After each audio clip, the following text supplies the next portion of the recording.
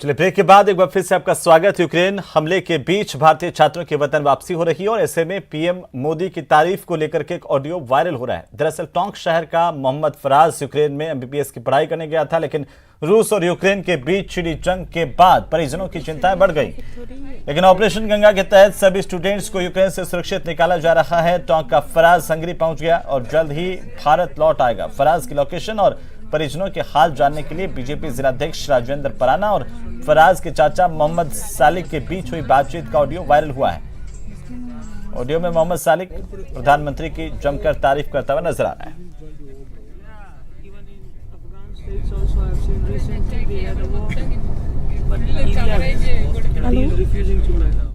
भाई भतीजा अभी अपने इंडियन टाइम के मुताबिक 2:30 बजे वो वहाँ हंगरी बॉर्डर के लिए रवाना हुए हैं। जितने भी इंडियंस है ना, हाँ, वो बस के अंदर रवाना हुए हैं। मैं आपको बस की फोटो अभी सेंड करता हूँ।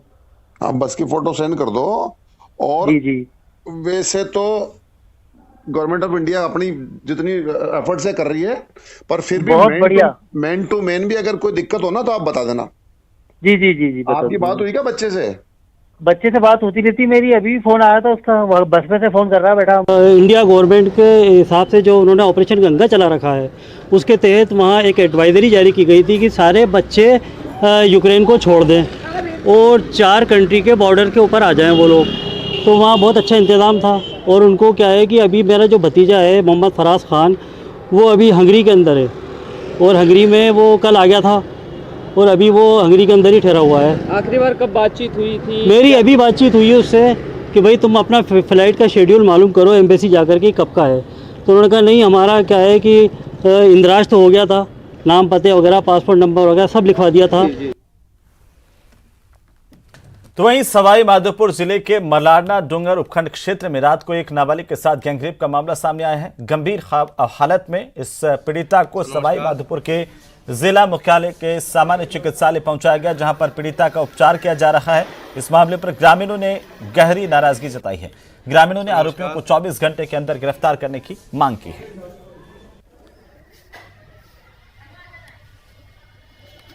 सुबह 5 बजे सूचना मिली कि बच्चे के साथ में कुछ बदमाश लोगों ने बलात्कार किया जी। बच्चे से आकर मैंने सर मौके पे पूछताछ की। उन्होंने मेरे को बताया सारे ग्राम पंच पटेलों को सबको साथ में लेकर कि मेरे साथ में राम नरेश मीणा, दिनेश मीणा एंडा और सोनू मीणा एक ओडियाई के बता रही है। एक लड़का हमारे पड़ोस में 100 गांव है, उसका बताया जा रहा है। 2 अन्य लोग हैं जिनको पहचान नहीं पाई। इन लोगों ने मेरे को टंकी के बगल से खड़े थे, आकर मुंह में चिवड़ा भर के उठा कर मेरे को बाड़ा में ले गया। आज सुबह जल्दी एडा श्यामपुरा के अंदर बच्ची, नाबालिग बच्ची है, उसके साथ कोई रेप किया गया है। इस संबंध में रिपोर्ट दी है। बच्ची को इलाज के लिए अभी हॉस्पिटल लेके आया है सवाई माधोपुर में। तो चलिए आगे बढ़ेंगे। श्रीगंगानगर के अनूपगढ़ थाना क्षेत्र में देर रात एक ट्रोले और कार के बीच हुई जोरदार टक्कर में 2 लोगों की मौत होने की खबर है, जबकि 2 अन्य लोग गंभीर रूप से घायल हुए हैं। वहीं सूचना मिलने पर मौके पर पहुंची अनूपगढ़ थाना पुलिस ने ट्रोले को जब्त कर लिया है। साथ ही इस हादसे की जांच पुलिस की तरफ से की जा रही है।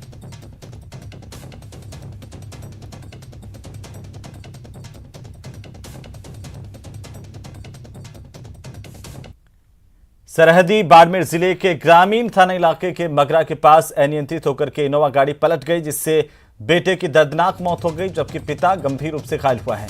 माया का नाडिया निवासी भंवरा राम और उनका 12 साल का बेटा दिनेश अपने घर से बाड़मेर जा रहे थे और ऐसे में मगरा के पास अनियंत्रित होकर के उनकी कार पलट गई, जिसमें पिता भंवरा राम गंभीर रूप से घायल हुए हैं। वहीं 12 साल के बेटे दिनेश की मौके पर मौत हो गई।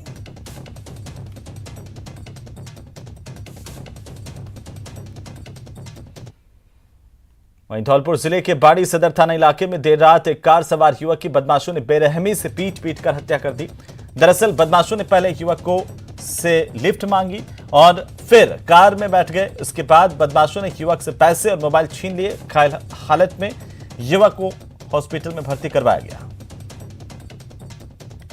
मेरे बड़े भैया ग्वालियर से आ रहे थे, तो पास में ही नया गांव के मोड़ पर ही 2-3 जनों ने वारदात की थी। पकड़ लिया उनको, चैनों से पिटाई की थी कट्टा लगा दिया था, फायरिंग भी करने की सोची थी। अभी बहुत बुरी स्थिति में है भैया बड़े। हमारे पास तो फ़ोन आया था रात को, गांव वालों ने कैसे क्या एडमिट कराया, एम्बुलेंस आई थी। रात को वारदात सुन के हम भी पहुँचे, यही है अभी। तो वही राजधानी जयपुर में करीब 1.25 करोड़ रुपए की ठगी के केस में आरोपी की गिरफ्तारी के मामले का अब ये रोचक दौर सामने आ रहा है। पिछले 6 महीने से फरार चल रहे आरोपी को पकड़ने के लिए ग्रेटर नोएडा पहुंची जयपुर पुलिस की टीम गुब्बारा बेचने वाला बनकर घर पर तलाश करती रही और इसके लिए पुलिस को गुब्बारा बेचने वाले का हुलिया बनाना पड़ा। आखिरकार अंत में पुलिस ने आरोपी को धर दबोचा और उसे जयपुर लेकर के आई है। गिरफ्तारी के बाद इस आरोपी को जेल भेज दिया गया है।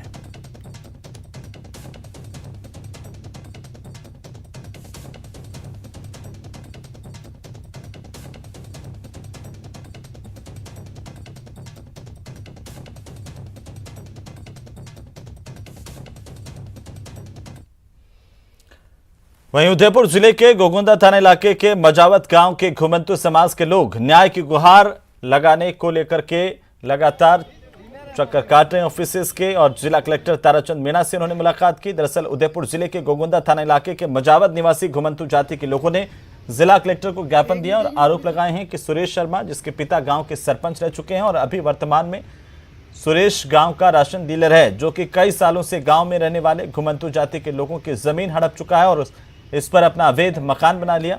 इसी मामले को लेकर लोगों ने जिला कलेक्टर को ज्ञापन दिया और कार्रवाई की मांग की है। और मोहन जी सरपंच साहब ने अगर मान लो वहाँ पे जाता हूँ, मेरी ज़मीन पे झूठे इल्ज़ाम देते, मेरे पे चोरी शिकारी के इल्ज़ाम देते और मेरे को वहाँ ज़मीन पे हटाने की कोशिश कर रहा। मेरा मकान हटाया, उनका मकान बनाया गया है और ये मेरी परेशानी है। गवर्नमेंट सरकार से हमारा अगर साथ देना चाहिए। वहीं उदयपुर के कठार ग्राम पंचायत के तुला गांव में गैस की टंकी फटने से एक युवक की मौत हुई है। मृतक के घर भाजपा आपदा राहत एवं सहयोग विभाग के प्रदेश संयोजक जिनेंद्र शास्त्री पहुंचे। इस दौरान उन्होंने तहसीलदार को मौके पर बुलाया और मुख्यमंत्री सहायता कोष से सहयोग राशि तुरंत दिलाने की मांग की। यही नहीं, गैस टंकी फटने से हुए इस हादसे में जिनेंद्र शास्त्री ने जिला कलेक्टर और गैस एजेंसी से मृतक को 25 लाख रुपए का मुआवजा देने की मांग की है। हमारी ये मांग है कि मुख्यमंत्री सहायता कोष तो इनको मिलेगी ही, लेकिन चूंकि यह प्रधानमंत्री उज्ज्वला योजना का कनेक्शन था और वह बीपी का कनेक्शन था भारत पेट्रोलियम का, तो उसमें प्रावधान है, उसमें इंश्योरेंस होता है। हमारी ये मांग है कि मृतक का परिवार बहुत ही गरीब होकर बहुत ही जरूरतमंद परिवार है, बीपीएल परिवार है। हमारी सभी की मांग है कि मृतक के परिजनों को अधिकतम 25 लाख रुपए की राशि जारी की जाए। वहीं समाज कल्याण बोर्ड के अध्यक्ष के तौर पर अर्चना शर्मा ने पदभार ग्रहण कर लिया है। अंबेडकर भवन में उनके पदभार ग्रहण के मौके पर मंत्री महेश जोशी, शांति धारीवाल, प्रताप सिंह खाचरियावास, बीडी कल्ला और वैभव गहलोत के साथ ही कई मंत्री विधायक मौजूद रहे और इस मौके पर अर्चना शर्मा ने मुख्यमंत्री अशोक गहलोत की तारीफ की और कहा कि उन्होंने जो बजट पेश किया उसकी चर्चा देश भर में हो रही है।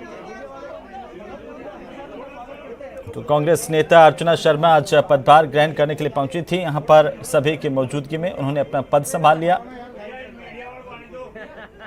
समाज कल्याण बोर्ड की नवनियुक्त अध्यक्ष अर्चना शर्मा ने अपना पदभार ग्रहण किया। इस मौके पर कई मंत्री, विधायक, अन्य जनप्रतिनिधि मौजूद रहे।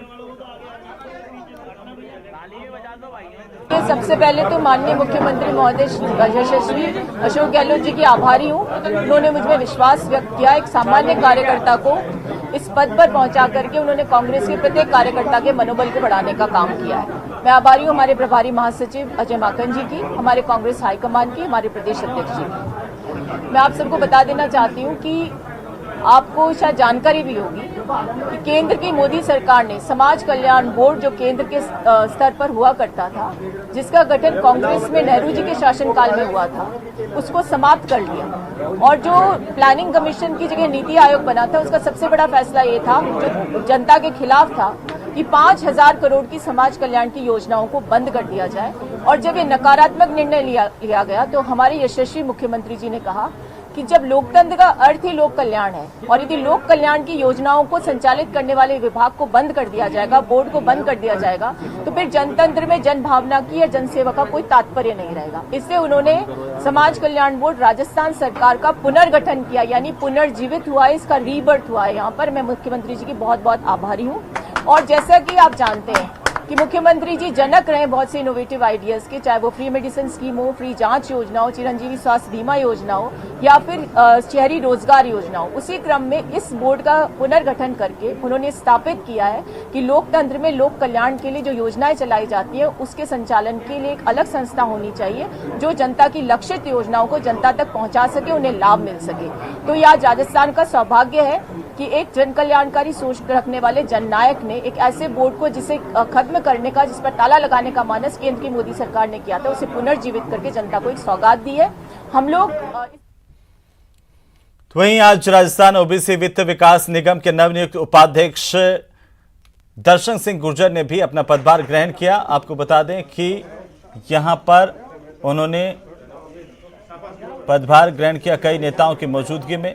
ओबीसी वित्त विकास निगम के अध्यक्ष पवन गोदारा भी इस दौरान मौजूद रहे।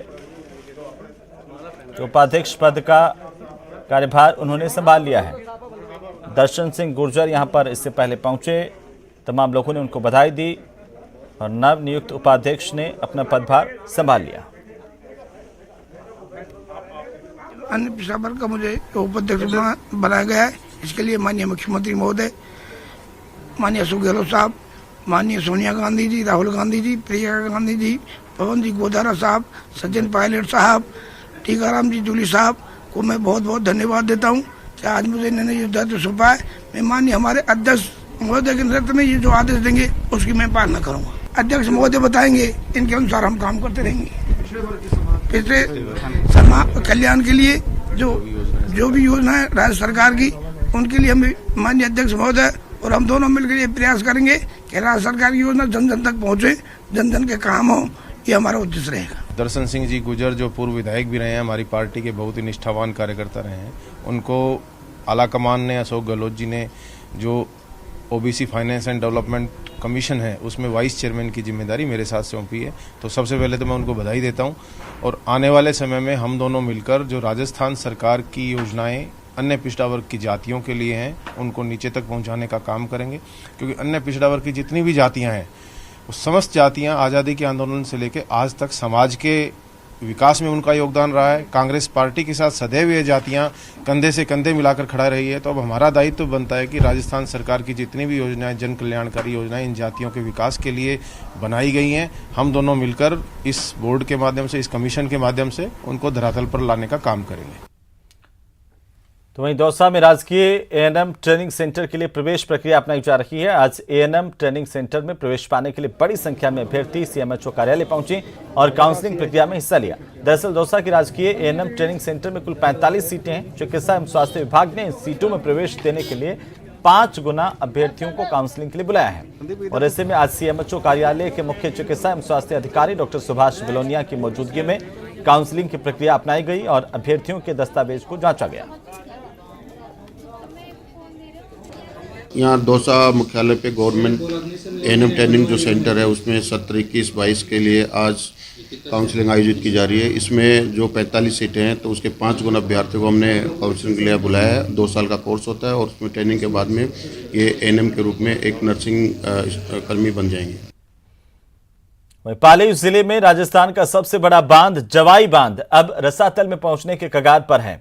बांध से जलदाय विभाग डेड स्टोरेज पानी लेने के लिए पंपिंग करने की कवायद शुरू कर चुका है।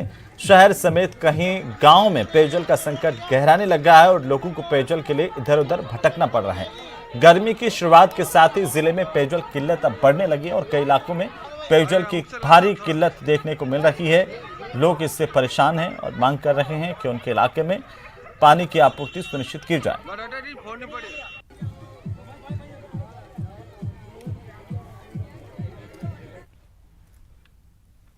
डूंगरपुर जिले के पुराना अस्पताल परिसर में वर्षों से संचालित टीबी अस्पताल अब जल्द ही मेडिकल कॉलेज से जुड़े जिला अस्पताल में शिफ्ट होगा। टीबी अस्पताल को जिला अस्पताल में शिफ्ट किए जाने के बाद टीबी मरीजों को भटकना नहीं पड़ेगा और उन्हें एक ही जगह पर तमाम सुविधाएं मिल पाएंगी। तो टीबी अस्पताल जिला अस्पताल में शिफ्ट होगा, जिससे टीबी के मरीजों को फायदा होगा।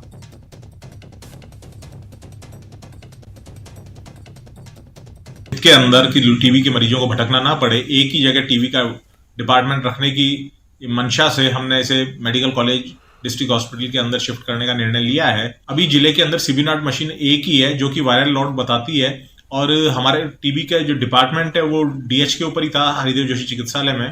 तो चिकित्सक वहां थे, जांच यहाँ थी, दवाइयां यहाँ से देते थे, डीडीसी उनका यहाँ था। ये सभी चीजें अगर एक जगह होंगी, किसी मरीज को दर दर भटकना नहीं पड़ेगा। वहीं उदयपुर जिले के कुराबड़ ब्लॉक की बंबोरा पीएससी को सीएससी में क्रमोन्नत किए जाने की घोषणा किए जाने पर क्षेत्रवासियों ने खुशी जाहिर की है। घोषणा होते ही बंबोरा बस स्टैंड पर कार्यकर्ताओं ने जमकर आतिशबाजी की और खुशी जताई। इस दौरान पूर्व ब्लॉक अध्यक्ष कुबेर सिंह चौहान, सरपंच शंकर मीणा समेत कई कार्यकर्ता मौजूद रहे। इस मौके पर मुख्यमंत्री अशोक गहलोत, वल्लभनगर के विधायक प्रीति शक्तावत का भी इन कार्यकर्ताओं ने आभार जताया है। जमकर आतिशबाजी की गई और सीएम अशोक गहलोत का आभार जताया गया।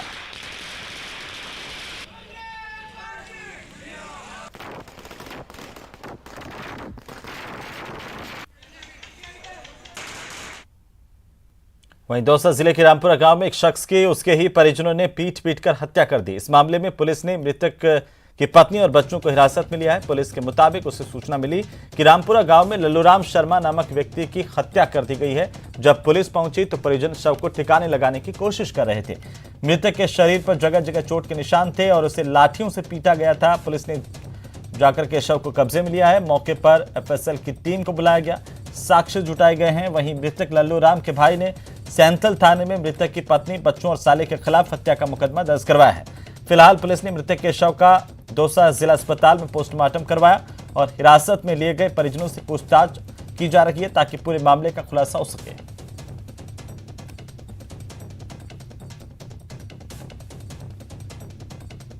अर्ली मॉर्निंग की बात है। रामपुरा जो सैंथल थाने के अंतर्गत पड़ता है, वहाँ से एक फ़ोन आया। उन्होंने बताया कि भाई ये जो लल्लूराम शर्मा है, उनको उनके परिवारजनों ने मार के पटक रखा है घर पे। इस सूचना पे तुरंत थाने से रवाना होकर जब उनके घर पे पहुँचे तो लल्लूराम डेड बॉडी पड़ी थी और उनके जो मुआयना किया गया उनके शरीर का, तो उनके शरीर पे काफ़ी चोटें थी और सर पे गंभीर चोटें थी। और इसी बीच जैसलमेर से बड़ी खबर मिल रही है। आपको बता दें कि वायुसेना का युद्धाभ्यास वायु शक्ति 2022, इसको लेकर के तैयारियां जोरों पर। 7 तारीख को कार्यक्रम में प्रधानमंत्री नरेंद्र मोदी शामिल होंगे। बड़ी खबर इस वक्त की, फुल ड्रेस रिहर्सल में 148 विमान गरजे हैं और इस तरह से ये अभ्यास लगातार किया जा रहा है। मनोरम दृश्य इसका आपकी टीवी स्क्रीन पर। चांदन फील्ड फायरिंग रेंज में वायु शक्ति 2022 का आयोजन हो रहा है। 109 फाइटर जेट ने अपना युद्ध कौशल दिखाया। राफेल के साथ सुखोई की जुगलबंदी यहां पर देखने को मिली है। हर कोई इस जुगलबंदी को देखकर हैरत में पड़ गया। किस तरीके से ये जुगलबंदी और यहां पर दुश्मन के ठिकानों को नेस्ता नाबूद करने की का लगातार प्रदर्शन यहां पर किया गया। वायुसेना की ओर से यह युद्धाभ्यास वायु शक्ति 2022 जारी है। 109 फाइटर जेट ने अपना हुनर दिखाया, युद्ध कौशल वो दिखाया है। और बड़ी जानकारी ये कि यहां पर 7 तारीख को इस कार्यक्रम में प्रधानमंत्री शामिल होंगे। बड़ी खबर है। फिलहाल आपकी टीवी स्क्रीन पर तस्वीरें वायुसेना के युद्धाभ्यास वायु शक्ति 2022 की तस्वीरें, जहां पर युद्ध कौशल, शौर्य, वीरता का भूतपूर्व प्रदर्शन करते हुए फाइटर जेट पायलट, वायुसेना की शक्ति किस तरीके से दुश्मन पर टूटती है उसका प्रदर्शन किया गया। अपने आप में अनूठा रोचक ये अभ्यास और इसकी ये तस्वीरें देखिए किस तरीके से आपस में जो सामंजस्य है, एक दूसरे के साथ जुगलबंदी है राफेल और सुखोई की, वो अपने आप में चर्चाओं में रही है।